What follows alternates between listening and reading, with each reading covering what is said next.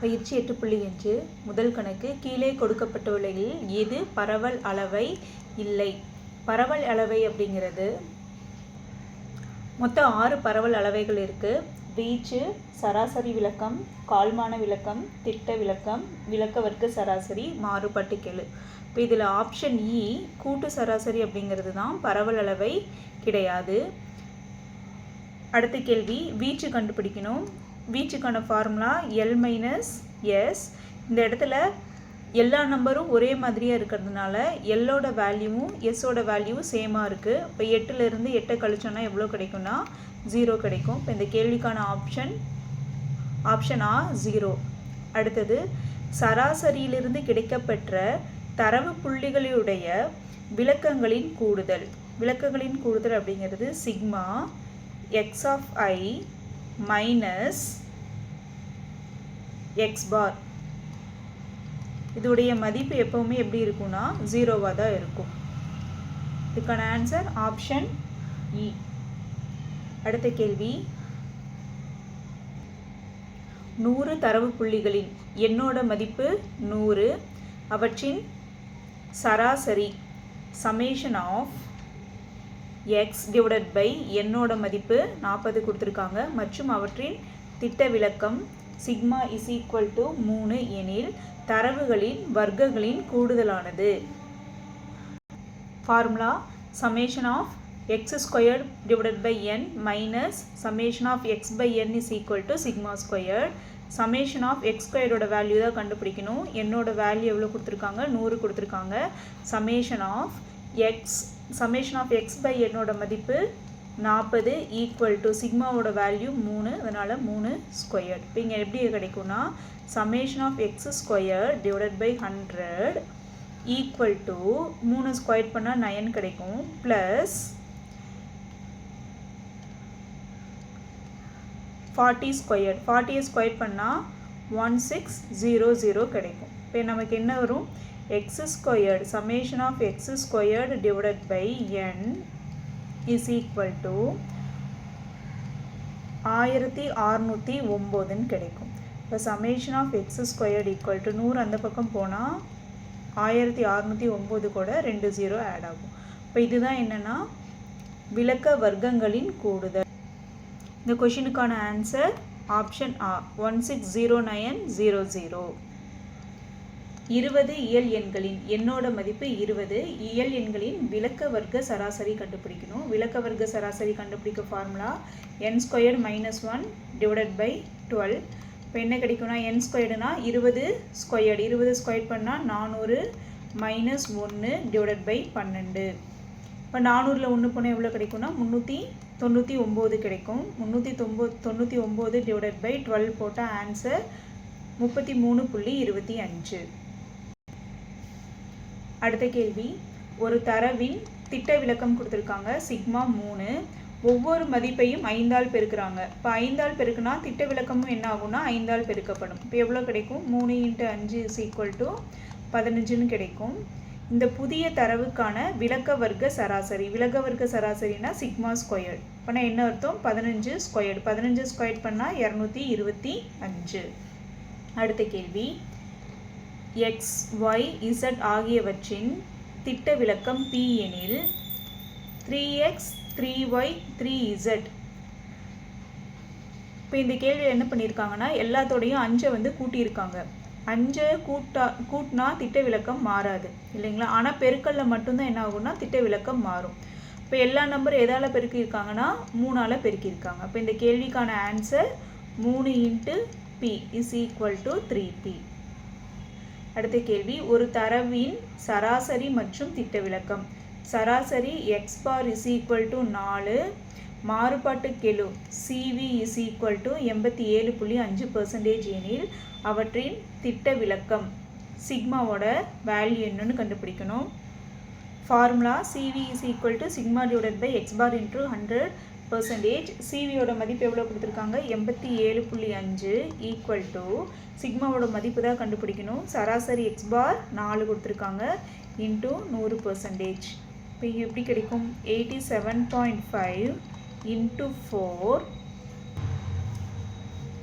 divided by 100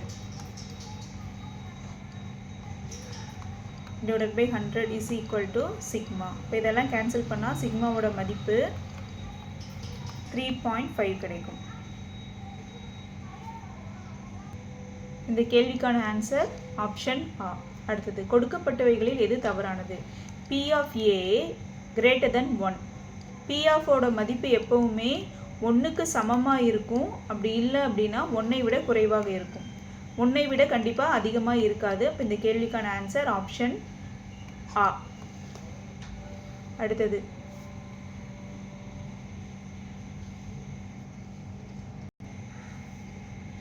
P சிவப்பு, Q நீலம் மற்றும் R பச்சை நிற கூழாங்கற்கள் உள்ள குடுவையிலிருந்து ஒரு சிவப்பு கூழாங்கல் எடுப்பதற்கான நிகழ்தகவு.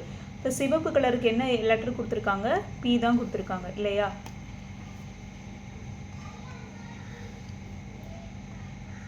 இப்போ இதை நம்ம எப்படி கண்டுபிடிப்போம்? N of S is equal to, எல்லா கலரும் சேர்ந்தது தான் N of S, கூறுவெளி P plus Q plus R. இப்போ சிவப்பு நிறம் அப்படிங்கும்போது N of A equal to சிவப்பு நிறம் P. இப்போ இதற்கான நிகழ்தகவு தான் கேட்டிருக்காங்க. இப்போ P of A is equal to N of A divided by N of S. என்ன கிடைக்கும்னா P divided by P plus Q plus Rனு கிடைக்கும். இப்போ இந்த கேள்விக்கான ஆன்சர் ஆப்ஷன் ஆ. அடுத்த கேள்வி, ஒரு புத்தகத்தில் இருந்து சமவாய்ப்பு முறையில் ஒரு பக்கம் தேர்ந்தெடுக்கப்படுகிறது. அந்த பக்க எண்ணின் 1ஆம் இடமதிப்பானது 7ஐ விட குறைவாக இருப்பதற்கான நிகழ்தகவு. இந்த கேள்வியில் N of S ஓட மதிப்பு 10, N of A 7. இப்போ 7ஐ விட குறைவாக இருப்பதற்கான நிகழ்தகவு P of A is equal to 7 divided by 10.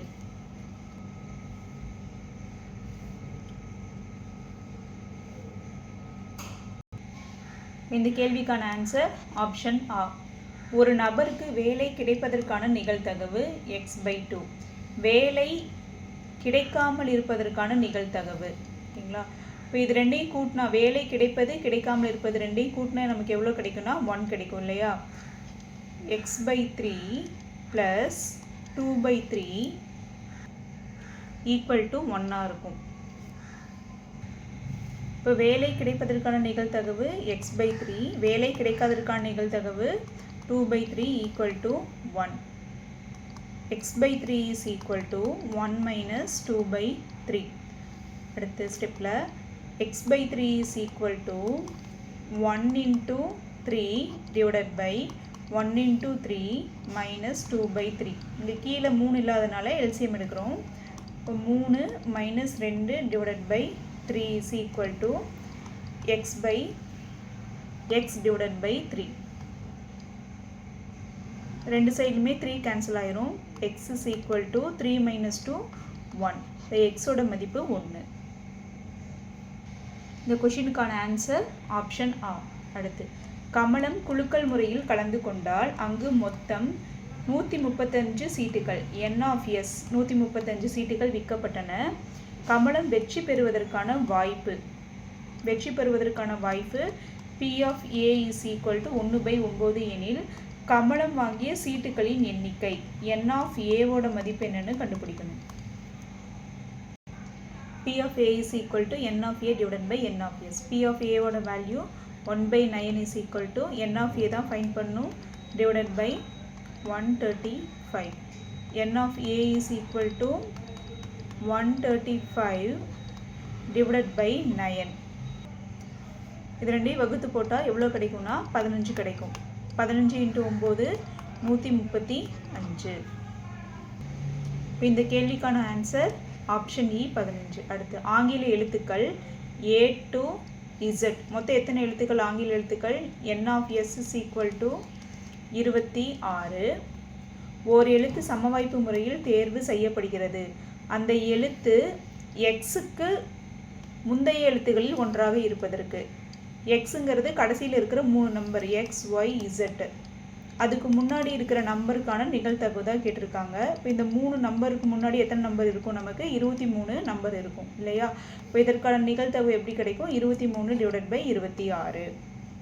அடுத்த கேள்வி, ஒரு பணப்பையில் 2000 நோட்டுகள் 10 இருக்குது. அதாவது P of 2000 is equal to 10. அடுத்து என்ன கொடுத்துருக்காங்க?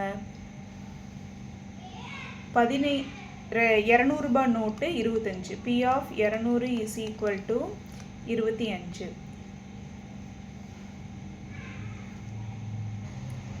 P of 500, சாரி இந்த இடத்துல 500 விட்டுட்டேன். P of 500 எவ்வளோ நோட்டுகள் இருக்குன்னு சொல்லியிருக்காங்கன்னா 15 நோட்டுகள் இருக்குது. சரிங்களா? 2000 ரூபாய் நோட்டு 10 இருக்குது, 500 ரூபாய் நோட்டு 15 இருக்குது, 200 ரூபாய் நோட்டு 25 இருக்குது.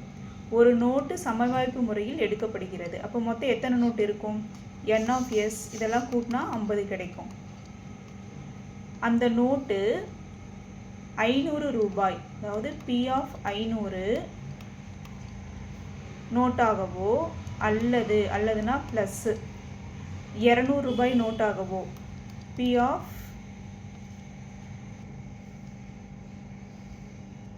200 ரூபாய் நோட்டாகவோ இருப்பதற்கான நிகழ்தகவு. இப்போ P of 500னா N of 500 divided by N of S plus P of 200 N of 200 divided by N of S. இப்போ N of S ஓட வேல்யூ எவ்வளோ? 50 இல்லையா? 500 ரூபாய் நோட்டு நமக்கு மொத்தம் எவ்வளோ இருக்குது? 15 இருக்குது. 200 ரூபாய் நோட்டு 25 இருக்குது. Divided by N of S 50. இப்போ 25 + 15 40 டிவைடட் பை 50 எவ்வளோ கிடைக்கும்னா 4/5 கிடைக்கும். ஆப்ஷன்